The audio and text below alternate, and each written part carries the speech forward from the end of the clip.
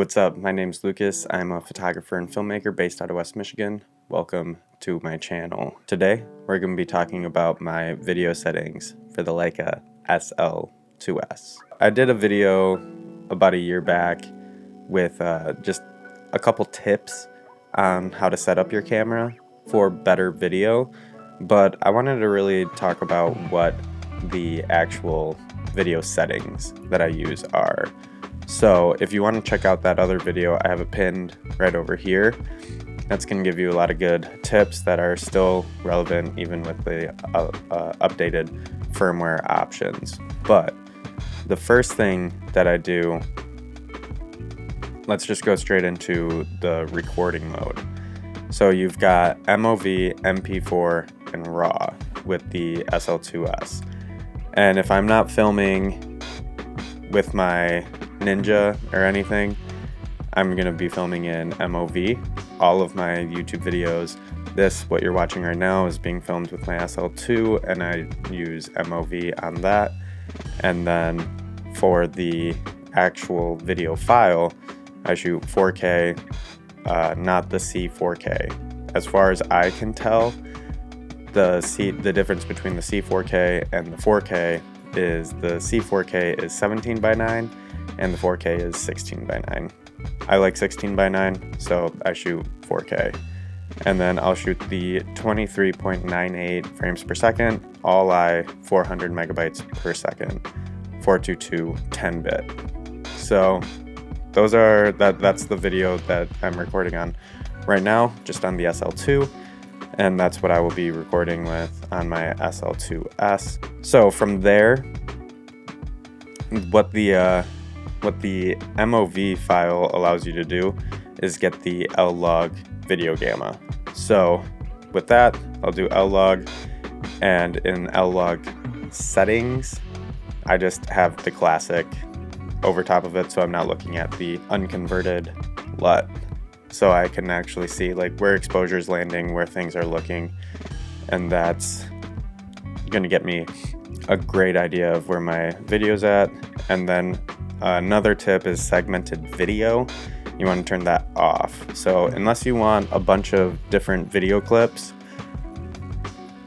then you can turn it on where it cuts like every minute, I think. But segmented video off is a lifesaver, because if you're running a long talking head or an interview sequence or anything, then you'll be able to just have one long clip.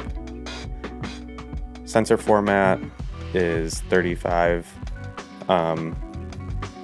White balance, I just have on daylight, and then if I need to, I can change it later.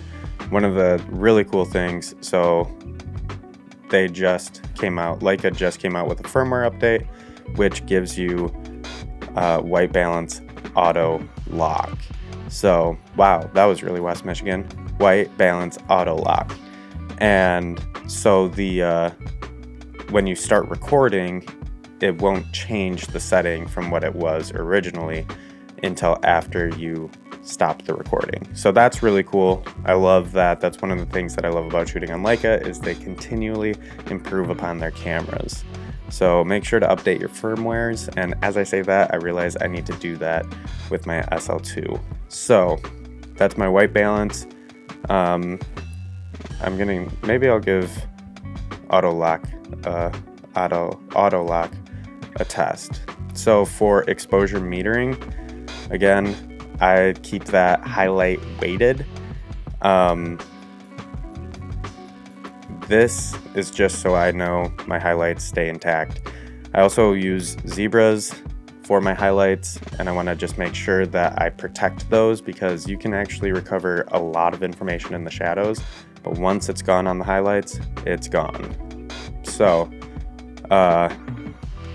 for my exposure index, or ASA or ISO, I keep that at 800.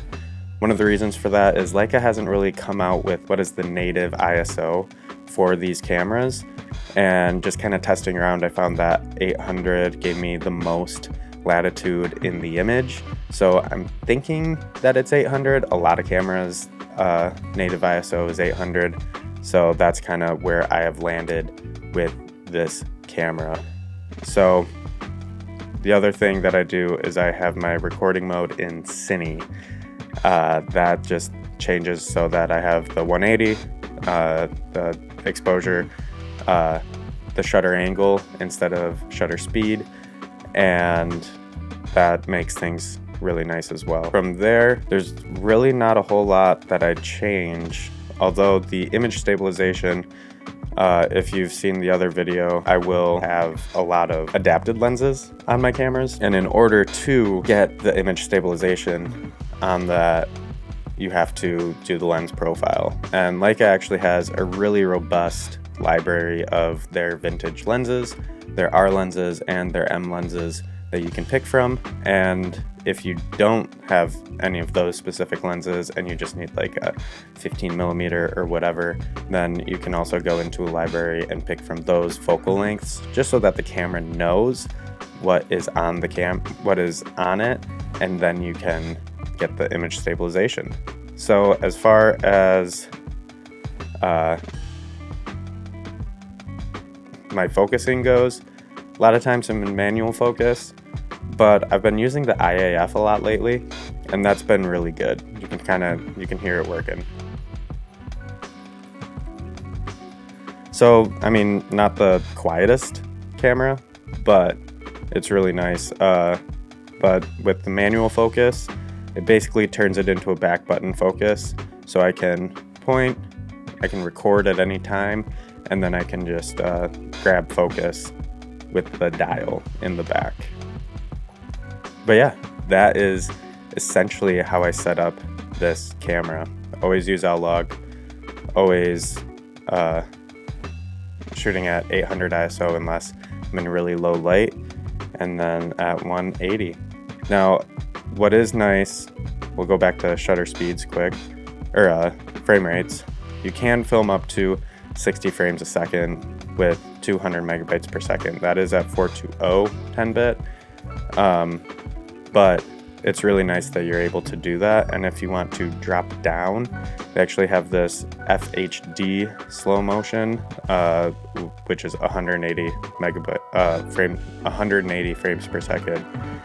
I've used it once, it's fine, but I really like to stick in the 4K. So the 60 frames per second is really the fastest shutter speed that I go at. I don't film a whole lot of slow motion, but when I do, it's that one. So yeah, hope this was helpful. Some of the new updates on this camera really just added a couple features that are really nice. I think in the auto ISO, it also has an exposure lock, so when you start recording with auto ISO, then it stays until you finish that recording, which is really welcomed feature. So if you found this video helpful, please like and subscribe and leave any comments or questions down below, and I'll see you in the next video.